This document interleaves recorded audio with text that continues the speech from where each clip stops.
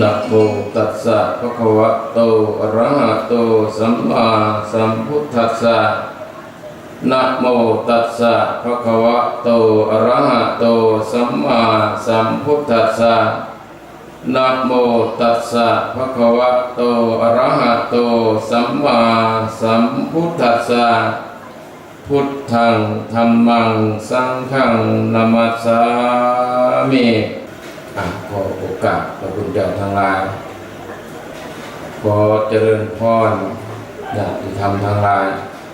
ที่ติดตามรับฟังไปในลานธรรมแห่งนี้และก็ขอเจริญธรรมแก่ชาวบ้านกลางป่าไม่ออกทั้งสุขคนและก็อยากได้ธรรมมารวมนานได้มาบ่อยบัดกลางป่ามาบ่อยมากแต่ว่าบ่ได้บอกกับญาติโยมปานใดก็มาในเรื่องโอกาสอื่นบางเทื่อก็มานอนเล่นอยู่นี่นะเจ้าอาวาสเพิ่นบ่อยู่มันเป็นนิสัยเพิ่นไม่ออกเดี๋ยวสิไปโทษเพิ่นเด้อถึงมื้อใดเพิ่นอยู่วัดมันผิดปกติถึงมื้อใดเพิ่นอยู่วัดผิดปกติก็แต่มื้อใดเพิ่นอยู่วัดถือว่าธรรมดาแต่ไม่ได้เป็นบุญวัดนั้นก็เป็นธรรมดาที่เป็นทำงานเผยแผ่ในการเฮ็ดไปก็เพื่อญาติเพื่อโยมนั่นเองร่างกายสังขารเป็นยังหน่อยยังหนุ่มยังแข็งแรงก็ทนเอาสู้เอาซะก่อนเมื่อเฮาเฒ่าเมื่อเฮาแก่เมื่ออยู่เป็นทีแล้วสิ่งนั้นก็จะต่อขึ้นมาหาแก่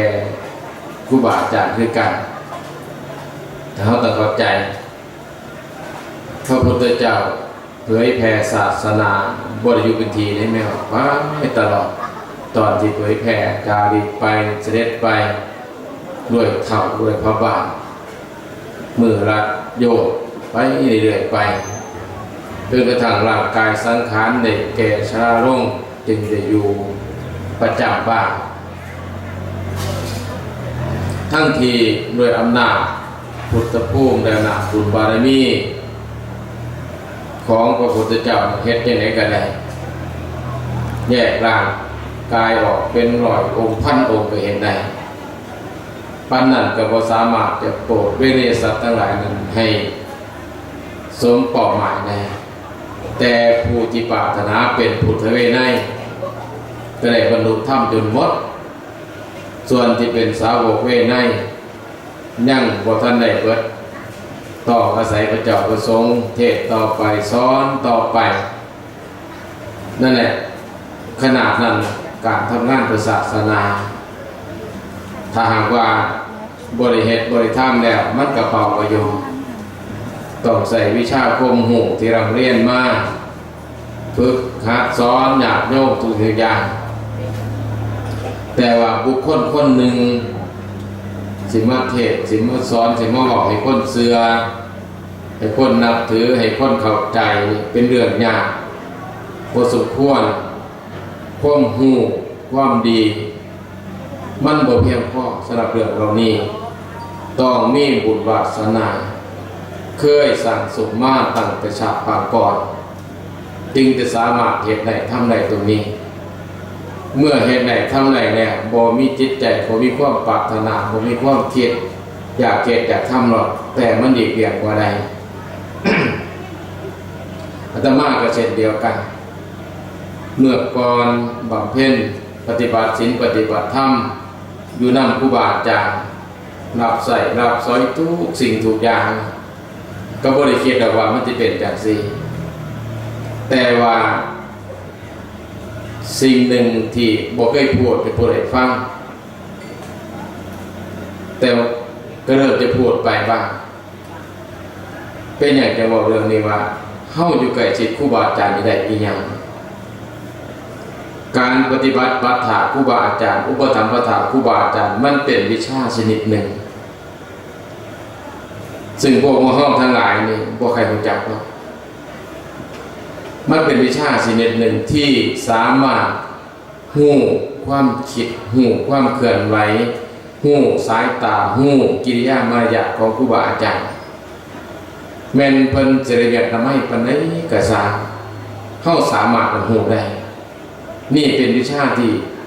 ละเอียดเราออกมาเป็นวิชาชนิดหนึ่งที่ยากคนสิเฮ็ดสิคนสิหาได้บางเทื่อเฮาอยู่กับครูบาอาจารย์เพิ่นเดี๋ยวเบิ่งปั๊บเฮาฮู้เลยว่าต้องการหยังเป็นสี่เป็นต้น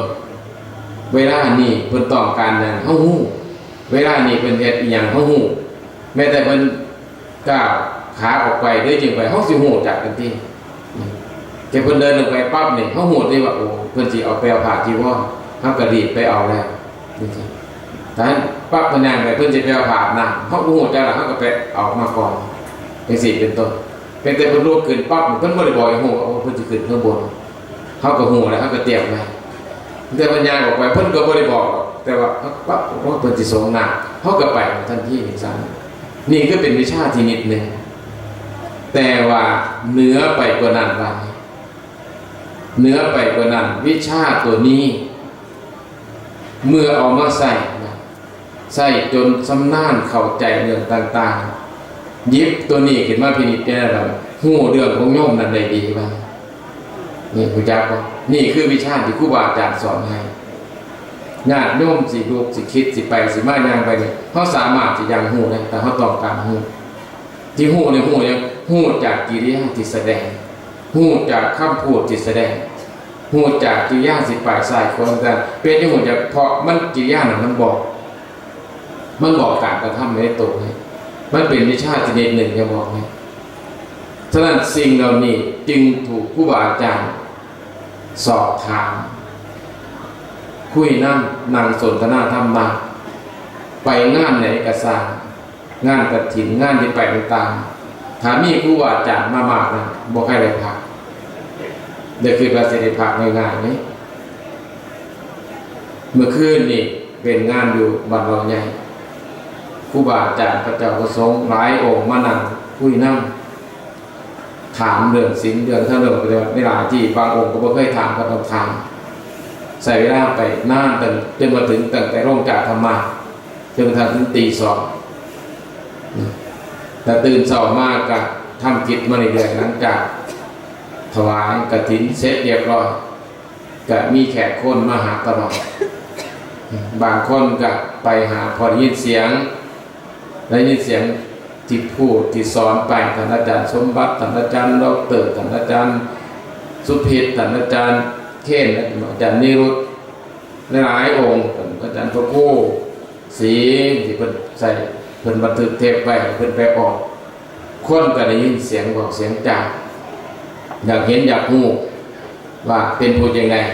จริงๆบางคนไปเห็นก็บอกว่าสมาธิหายแท้คือบอกดีแท้สอนดีแท้ก็จังสี่ก็มีคนเท่านั้นอันนั้นมันบ่เกี่ยวกันตัวนี้ดูทำน้ำถ้ำตัวนั้นเพราะว่าเนี่ยคือร่างกายในช่วงนี้ก็ทำงานหนักในการไปเยี่ยมลูกศิษย์ลูกหาต่างสำนักสาขาต่างๆที่มีงานกฐินไปมือหนึ่งก็หลายงานหลายทีเพราะอย่างเพราะเฮาทำหน้าที่ในฐานะที่เฮาเป็นพ่อเป็นแม่เป็นครูบาอาจารย์กับว่าแม่ซ้ำก็ไม่บอกไม่รู้หลายคนจะต้องไปเบิดทุกคนลูกทำบุญลูกทำทานลูกสร้างคุณงามความดีแต่พ่อแม่บ่ไปอนุโมทนาบ่ไปให้กันวางแต่งบ่ไปจาน้ำหนึ่งมันซักเป็นจังไดอยู่มันก็คล้ายๆกันจิตมนุษย์บ่ได้แตกต่างกันมันเป็นพระเจ้าประสงค์ก็สร้างกำลังใจความถูกต้องความสรรเสริญความเยินยอจากครูบาอาจารย์นั่นเป็นสิ่งที่ควรต้องการแต่เฮาผู้เป็นลูกเป็นเต้านี่ควรคิดให้ดีพิจารณาให้ดีเฮ็ดจังไหนเฮาสิให้พ่อแม่ยกย่องสรรเสริญเฮา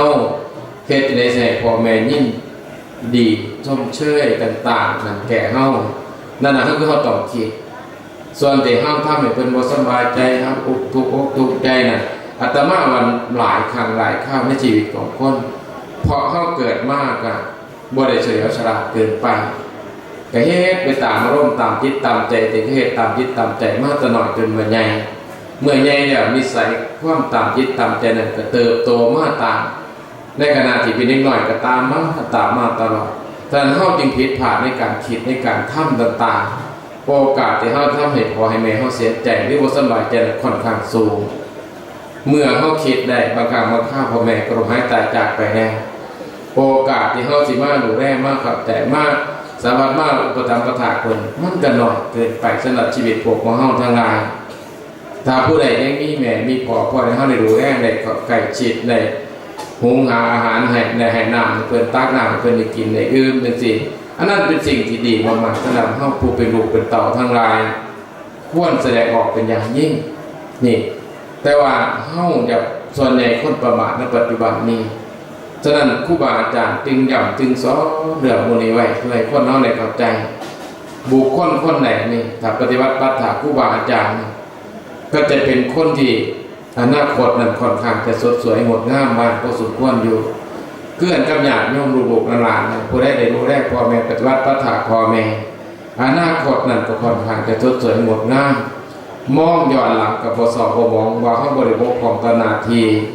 ในขณะที่เฮาเป็นลูกเป็นเต้าเพิ่นเฮาบ่ได้บกพร่องหน้าที่ตรงนี้เฮาได้ทำหน้าที่ของเฮาสมกับเฮาเป็นลูกเพิ่นจริงๆอันนี้มันก็เป็นสิ่งที่ภูมิใจเป็นอย่างยิ่งภูมิใจแบบนี้ให้เกิดความสุขนั้นค่อนข้างจะสูงตรงกันข้ามกับบางคนคิดได้หรือว่าเฮาผิดพลาดบ่ได้ดูแลพ่อแม่บ่ได้ใจใส่เท่าที่ควร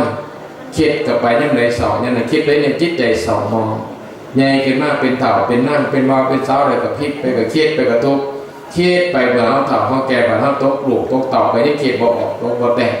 จนเฮาเฒ่าเฮาแก่เฮาก็คิดไปการคิดแบบนั้นการมีตัวนั้นน่ะตัวเรียกว่ากรรมสนองความคิดการกระทำเฮาที่ผิดพลาดเพราะเฮาบ่ได้ใส่ใจตรงนั้นเท่าที่ควรสังคมพุทธศาสนาก็ของสรรเสริญคนมีกตัญญูกตเวทีต่อพ่อต่อแม่แม้แต่พระเจ้าประสงค์เพิ่นก็ยังให้คิดเห็นบุญคุณของแม่ออกก็ออกเพิ่นจะยกไม่ออกเป็นพ่อยกไม่ออกเป็นแม่จังซี่เป็นต้นซึ่งเพิ่นจะว่าพอออกแม่ออกนั่นน่ะออกหยังออกไปจังหันออกไปเพล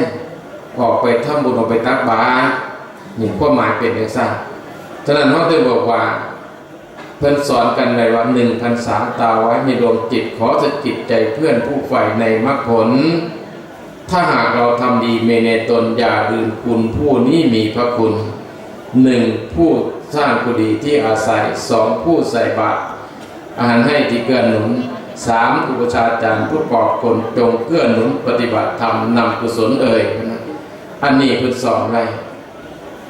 นั่นคือสอนพระสอนสงฆ์ทั้งหลายบ่ให้ทิ่ม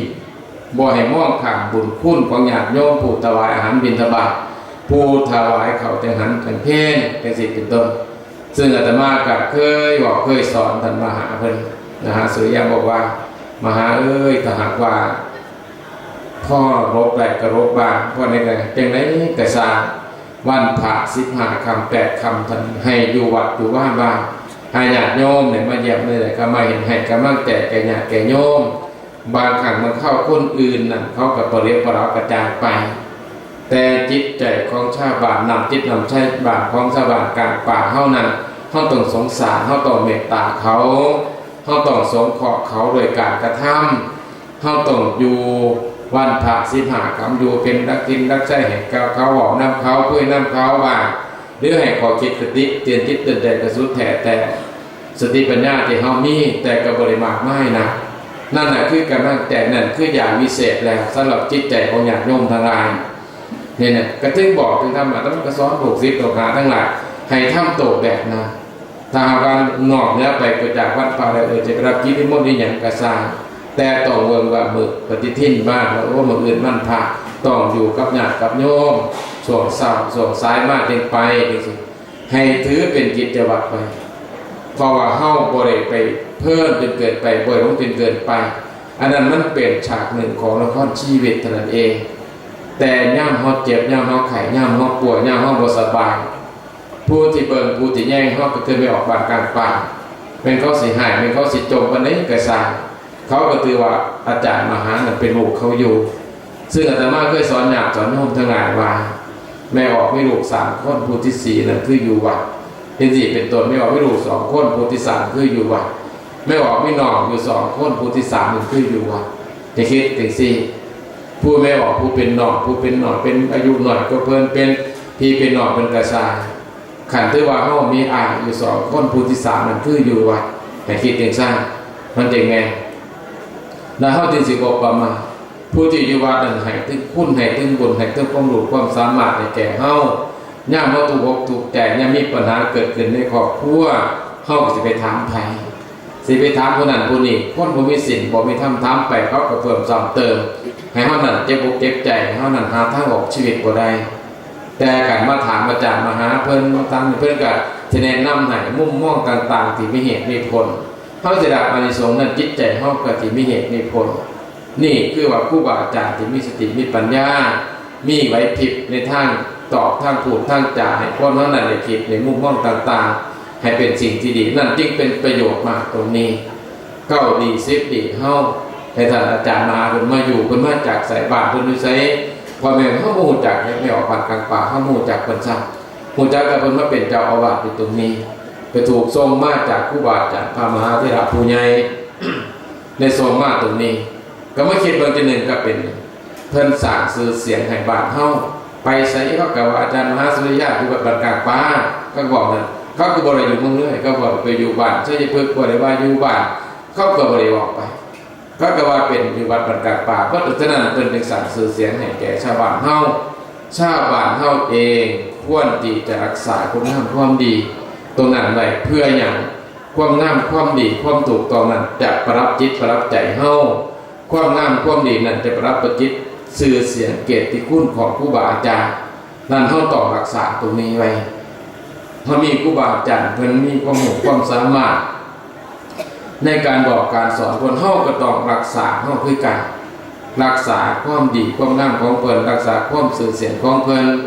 พ่อออกแม่ออกเฮาต้องเป็นจังซั่นนี่จริงคือพ่อออกเฮาควรที่จะใส่ใจมาจังหันมาเบิ่งมาถวายบาตรมาถวายน้ำถวายอาหารมันบ่ต้องมาเบิ่งเฮาเป็นนะอย่าไปทิ่มภาระให้แก่ไม่ออกว่าไม่ออกให้แก่เราไม่ออกเค้นก็ได้ออก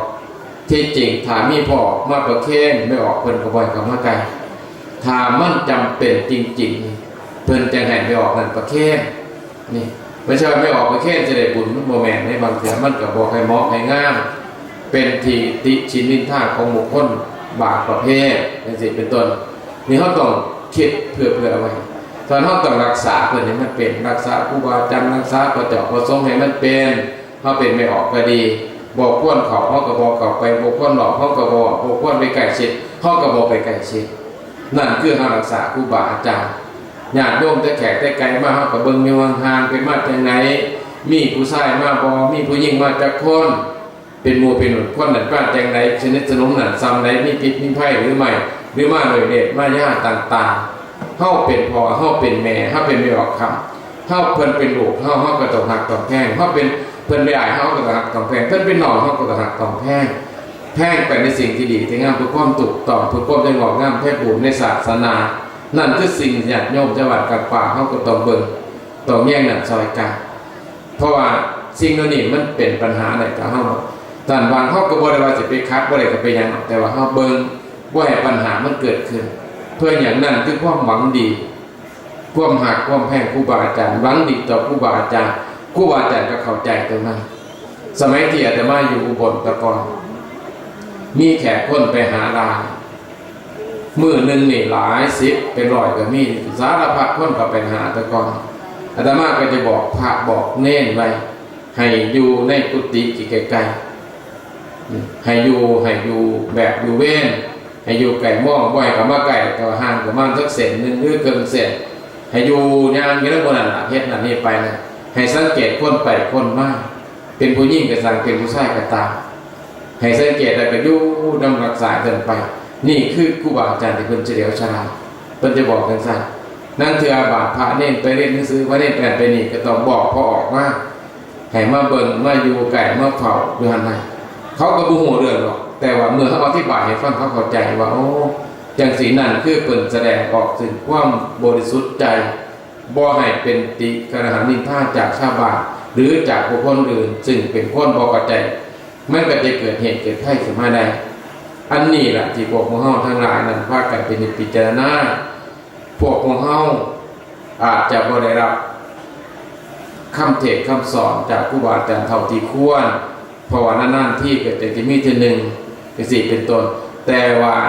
สิ่งที่เฮาเฮ็ดเราทำได้คือการให้ทานคือการสมาทานศีลคือการนั่งสมาธิอาจจะมีบ้างก็ดีอันนี้มันขึ้นอยู่กับเฮาขนขวยหาบ่ศีลก็ดีทานก็ดีอยู่ไม่ออกนั่นไม่ออกเบิดกำลังสมาธิก็ไม่ออกการฟังเทศน์ฟังธรรมเรื่องภาวนาอยู่นั่นไม่ออกก็อยู่นั่นผู้ใดนี่คนอื่นนั่นเป็นแค่ว่าแนะนำคำสอนบอกกล่าวเท่านั้นเอง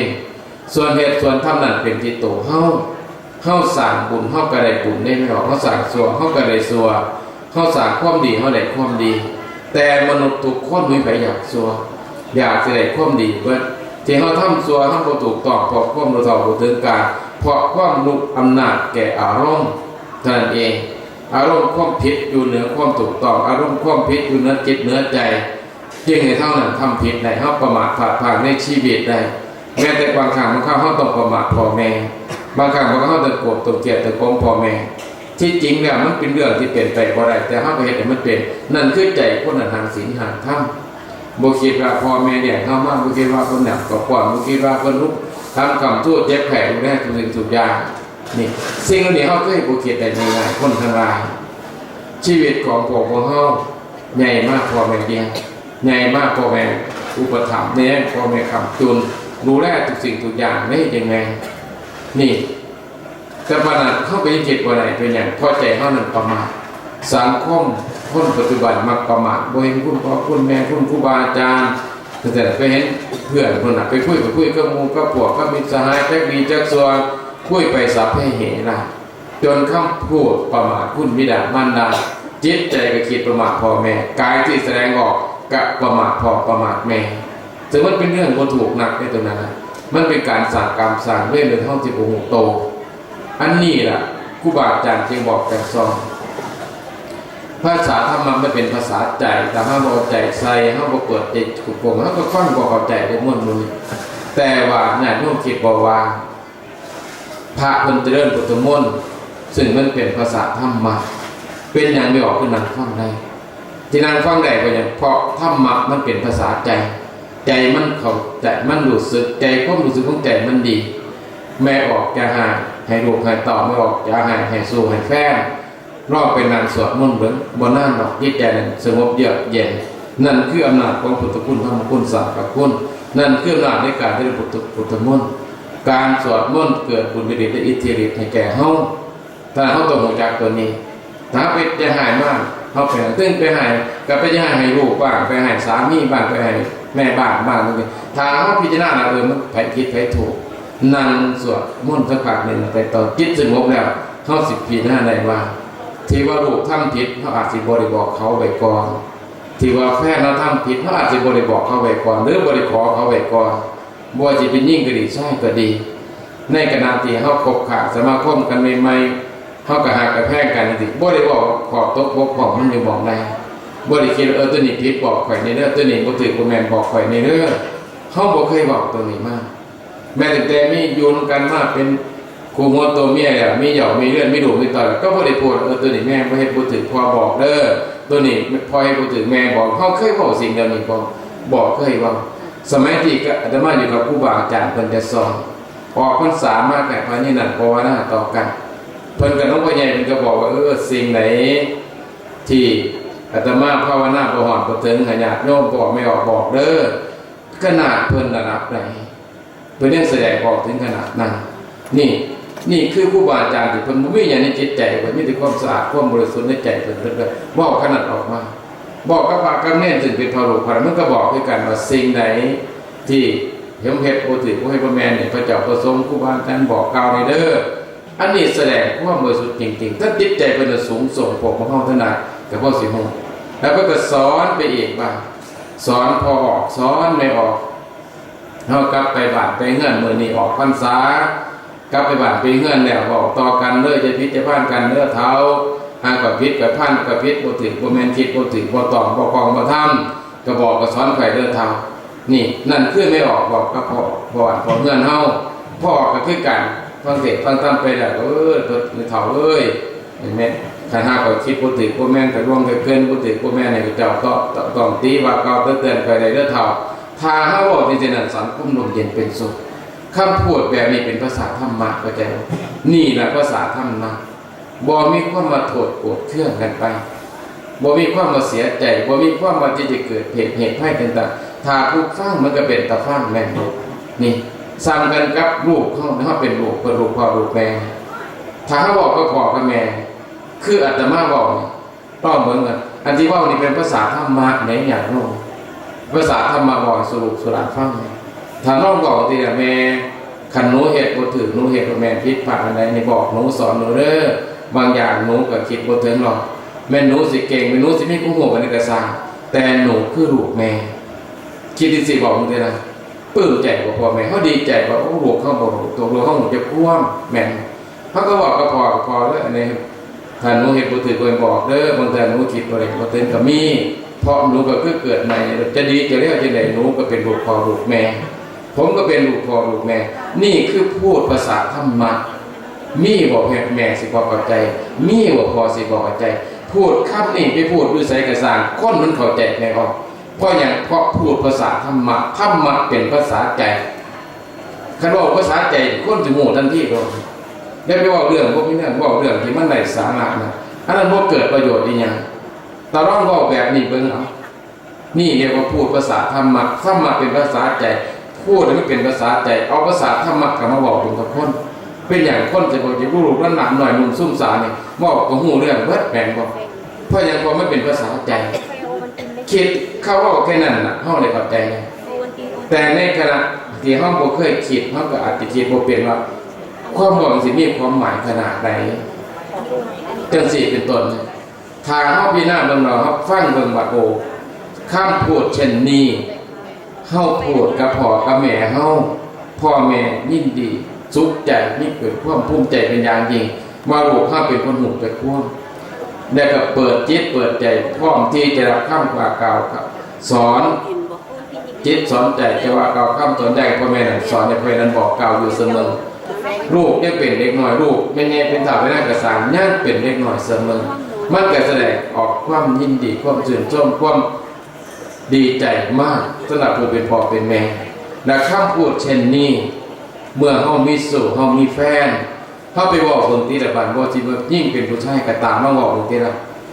นี่เพิ่นก็ว่าอ้ายตาแน่นได้ข่อยเฮ็ดบ่ถูกบ่แม่นผิดพลาดก็บอกกล่าวเตือนแน่เด้อข่อยสิบ่ถือตัวเครื่องเจ้ารอร้องผู้หญิงบอกร้องผู้ชายฟังนี่ถ้าเว้าเหตุผลจังซี่ด้วยกันผัวเมียบ่ผิดกันเนาะนี่คือภาษาธรรมะเข้าใจบ่อันที่มันผิดกันเพราะมันบ่บอกความจริงบ่บอกคำสอนบ่ภาษาธรรมะให้แก่กันก็บ่ได้โทษญาติโยมดอกโทษเพราะพระบ่บอกโทษเพราะพระบ่สอนนั่นเองพระบ่สอนธรรมะเพราะบ่สอนภาษาใจให้แก่ลูกแก่หลานนี่ฉะนั้นบ้านเฮาจึงคิดพินิจได้มันได้อาตมาถึงบอกอาตมาก็บอกอยู่เด้บอกว่าญาติกับโยมกับบ้านอาตมาก็ว่าบางคนบางทีอาตมาคิดบ่ถอดบ่ถึงก็บอกในเด้อกล่าวในเด้อนี่ก็เคยบอกอยู่แต่ว่าบางอย่างทำลงไปเมื่อตัดสินใจทำลงไปเนี่ยเขามีเหตุมีผล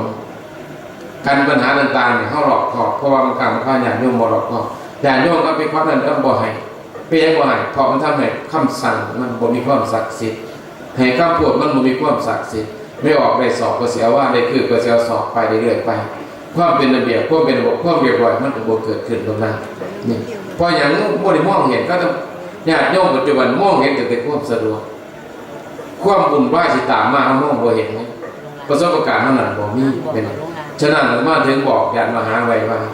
เนี่ยบอกภาษามาบอกเด้อไม่บอกก็ออกนะจังได๋เอกสารเขาเป็นผู้มีคุณเป็นผู้ก็ให้น้ำให้อาหารแม้นเฮาสิอยู่บ่อย่างทั้งอยู่เป็นบางมื้อของข้าวกระสานอย่ามองข้ามสิ่งที่ไกลตรงอย่าเห็นคนไกลดีกว่าคนใกล้นี่บางครั้งบางข้าวเด้ง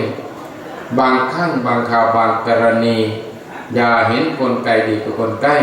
บางครั้งบางข่าวบางกรณีอย่าเห็นคนใกล้ดีกว่าคนไกลมันก็ต้องมีเหตุมีผลในวงง่ายๆฉะนั้นมันต้องบอกถ้าเฮาบ่บอกกันญาติโยมก็บ่กล่าวว่ากล่าวตักเตือน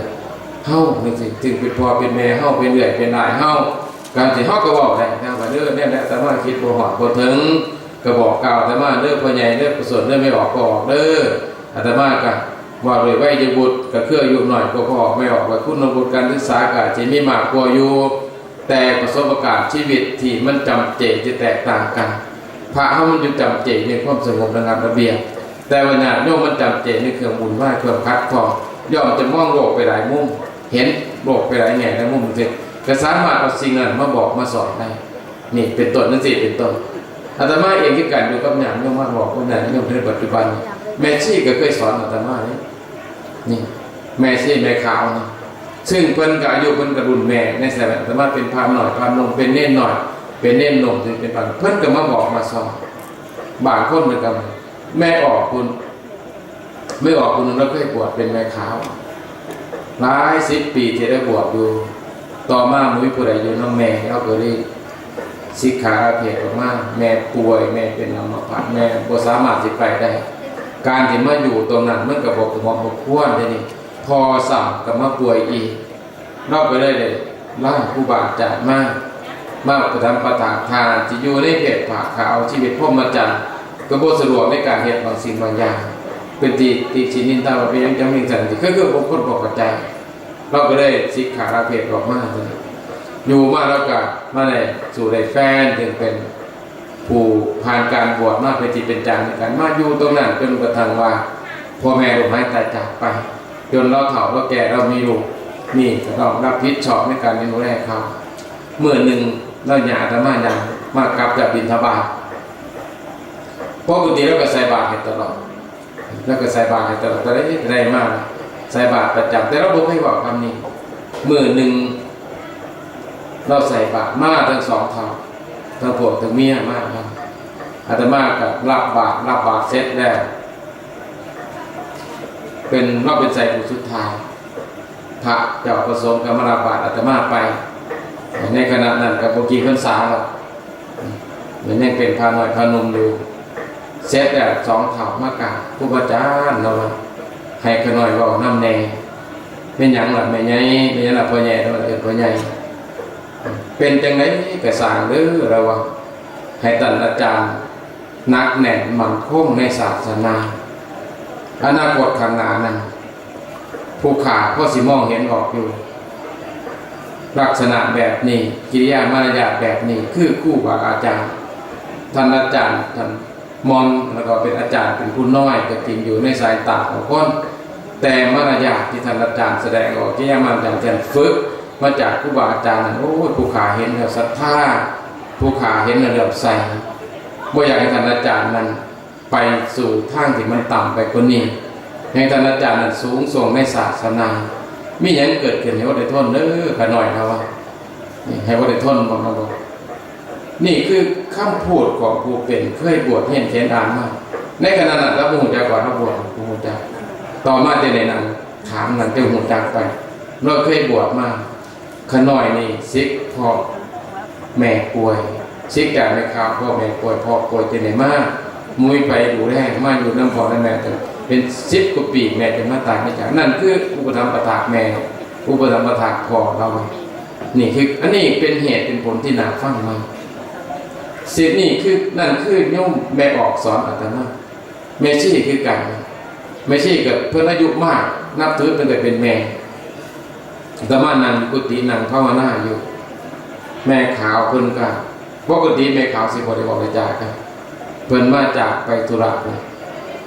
มาจากไปหาแขกถนนไปให้กับพระจากกับเพิ่นก็มาแวะก็มากราบแม่ขาวมา2-3 คนมากันมากราบอาตมาเนาะมาครูบาอาจารย์เราให้ขน่อยบอกน้ำแน่ออกมาเบิ่งแมวขน่อยสิสอนเด้อเราให้คิดว่าผู้ขาเป็นแม่ก็ว่าได้นะว่าท่านอาจารย์นี่ก็เปรียบเหมือนลูกเราเพราะว่าอายุยังน้อยผู้ขาก็60-70ไปแล้วเราว่าจากเมื่อใดสิลมจิจากไปเด้อเราว่าเห็นครูบาอาจารย์แล้วขน่อยภูมิใจหลายนะ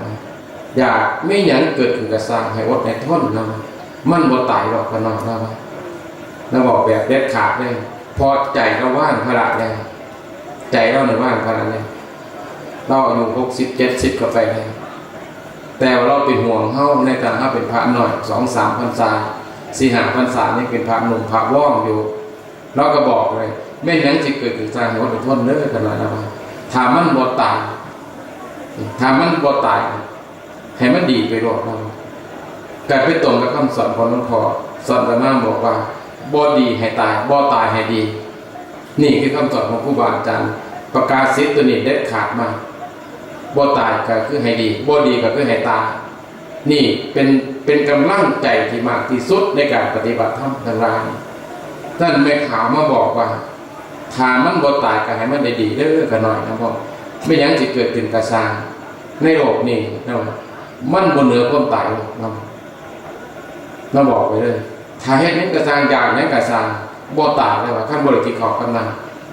นักก็บอกถึงกันนั้นเห็นอนาคตของท่านอาจารย์ข้างหน้าจะเป็นแบบเป็นอย่างใดดีนั่นคือคำพูดของผู้เป็นเมสซี่สองอาตมาก็คิด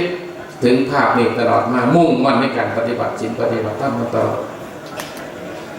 แม่ขาวเขากระบวดมาตลอดจนมาเฒ่าจนแก่เฮากระบวดมาตลอดคือการเป็นอย่างศิษนะบ่ได้เป็นอย่างสิบ่เข้าใจเป็นอย่างสิบ่ได้เห็นธรรมเป็นอย่างสิบ่เข้าใจศีลเข้าใจธรรมข้อให้จริงทำจริงซะอย่างครูบาอาจารย์เป็นแบบเป็นแผนเป็นหลักเป็นหลักใช่ไหมมันก็มีกำลังใจในการปฏิบัตินั่นคือการรับฟังในข่าวคนเทศคนซ้อมแต่มาเปิดจิตใจเด็กอ่อนในพวงมากมาตลอด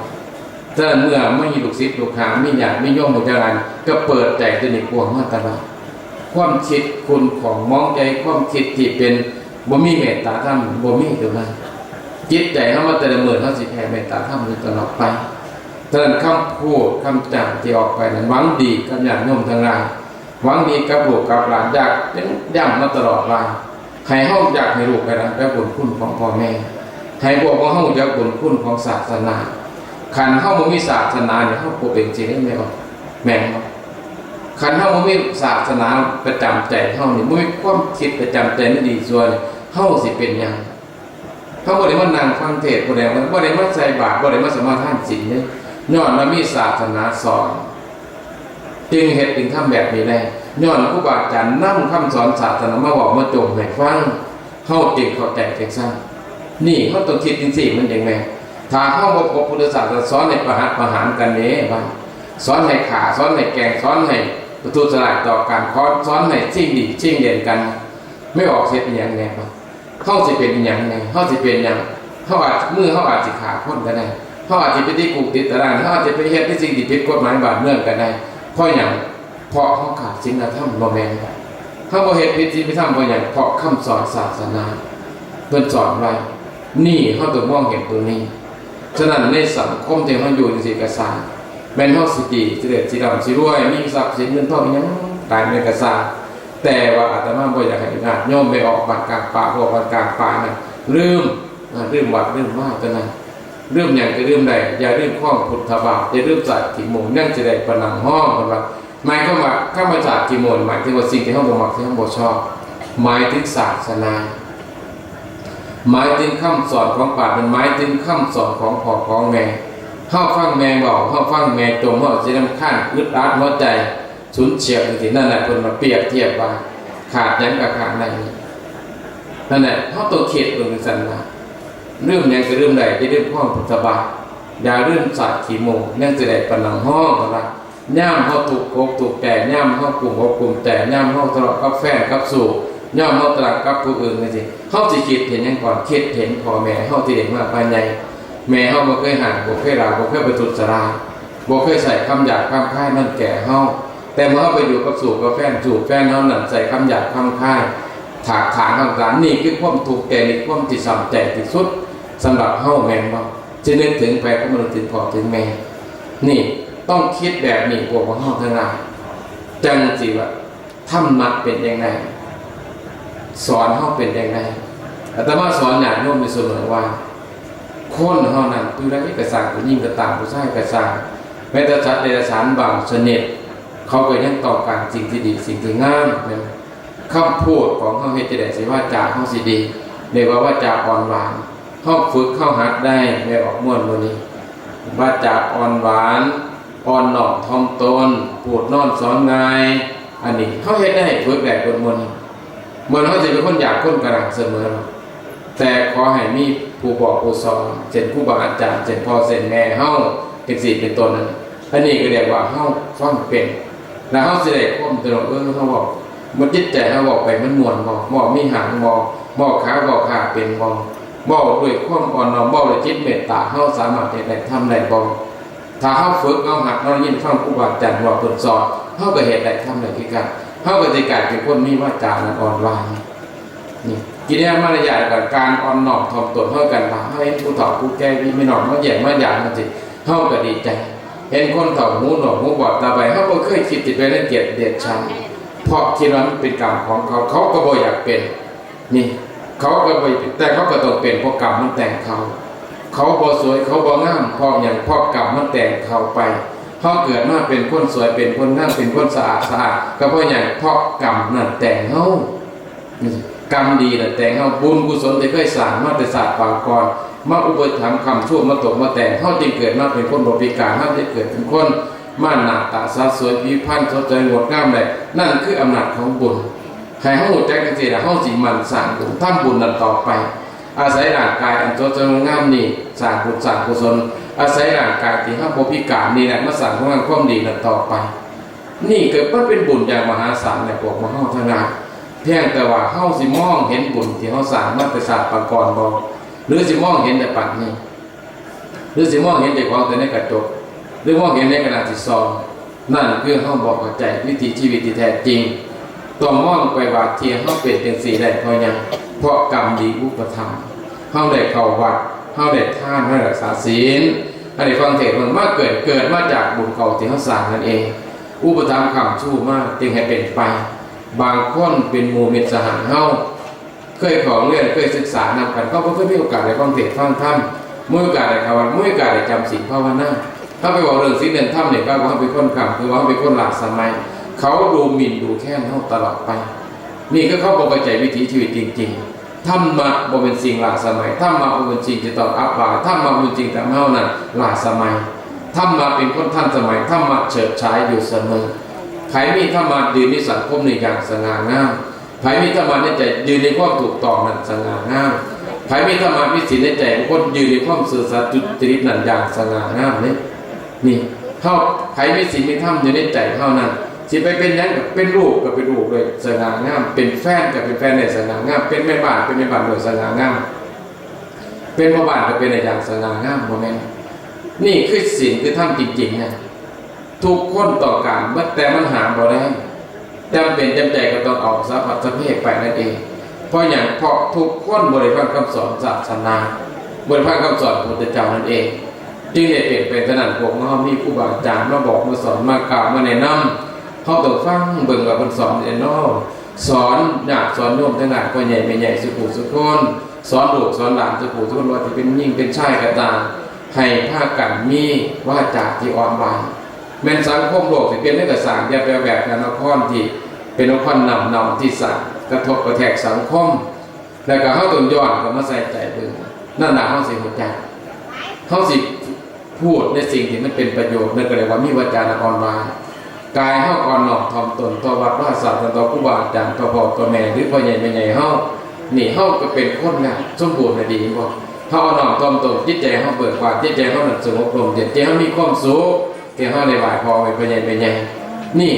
มันก็เป็นในสิ่งนี้ก็เรียกว่านะครับเป็นคนวานอนสอนง่ายสิ่งที่วานอนสมัยเป็นสอนในทางถูกสอนในทางอ้วนสอนในห้องในของสู่ศีลสู่ธรรม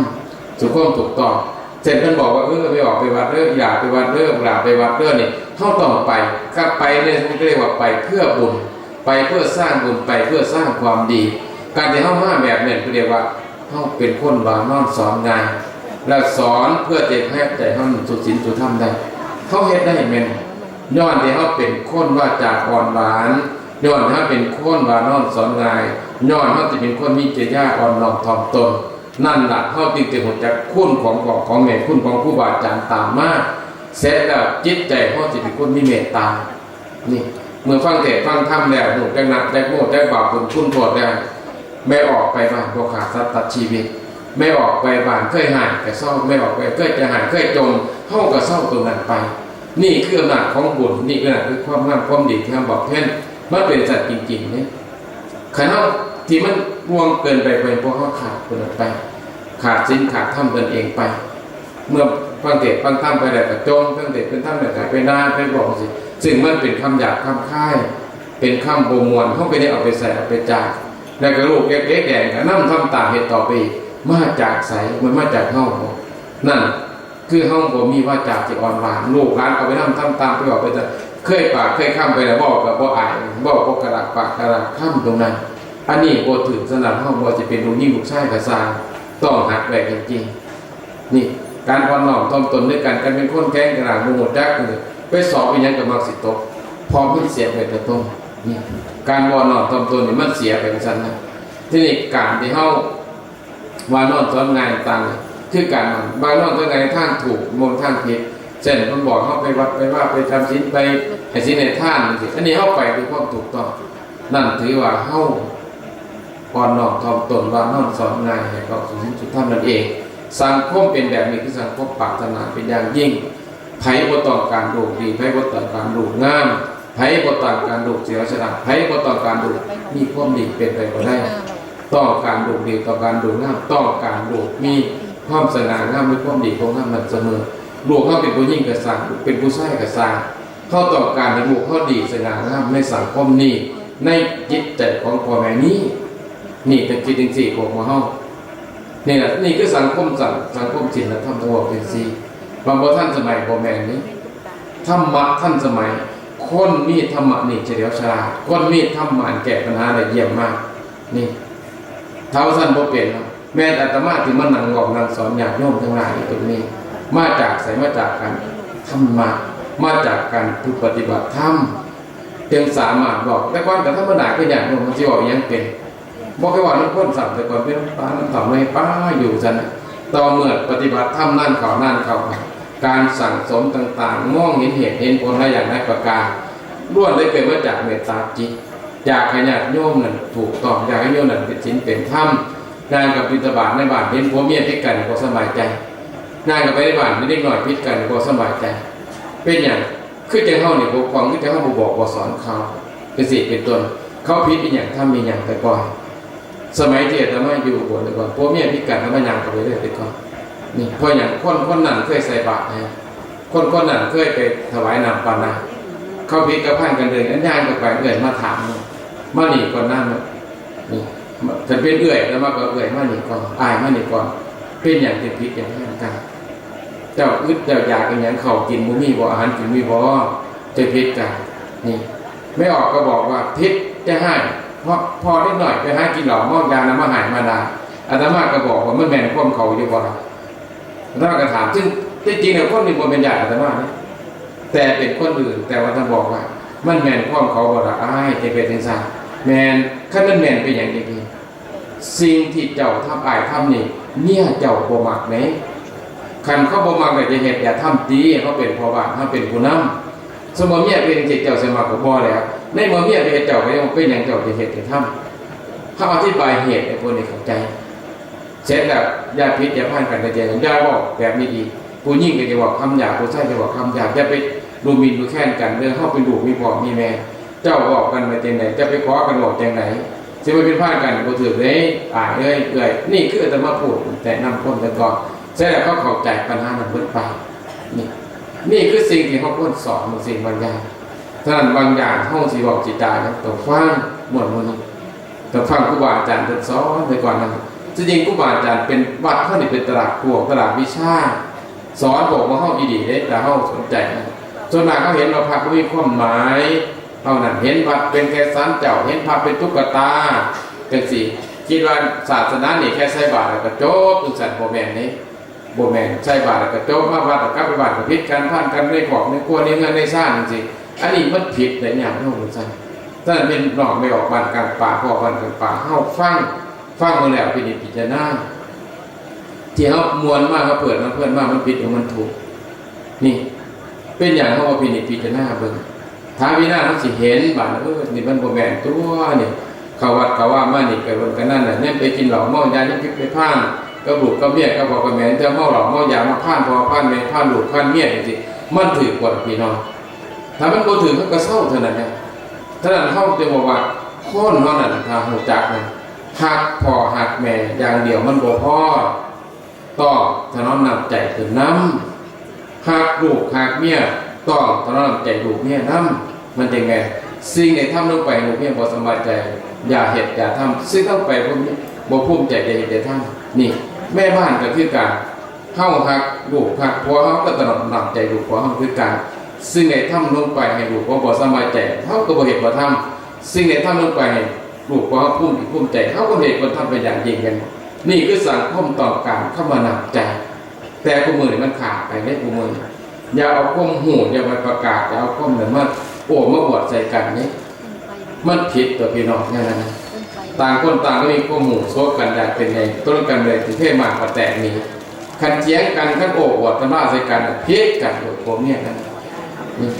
โมเป็นเรื่องดีเลยพี่น้องโมเป็นดีเรื่องอย่างโน้มทางหลังอย่าโอ้อย่าบวชเข้าต่อคุณธรรมก็ไปใส่กันที่เอาความดีเข้าไปใส่กันมันเป็นไงผัวบอกกับฟังเขาเป็นเมียบอกกับฟังตัวมันเป็นไงอย่าลื่นคุ้นสื่อกันในการนี้มันโบราณเราสอนอะไรว่าอย่างไงย่ามมาบุญผัวคืนได้ลืมเมียผัวเทียมพาบาดหาเจ็บป่วยไข้ยังสิได้เปิดเผยเมียเป็นว่าตัวเพื่อกระสอนไปยิ่งไปอีกย่ามมาบุญเมียคืนได้ลืมผัวผัวเทียมพาบาดหาโจรเขาบ้านยังสิได้เปิดเผยผัวเป็นว่าตัวนี่คือโบราณสอนลูกสอนหลานสอนแต่ก่อนสอนไม่จิตแต่ก่อนนั้น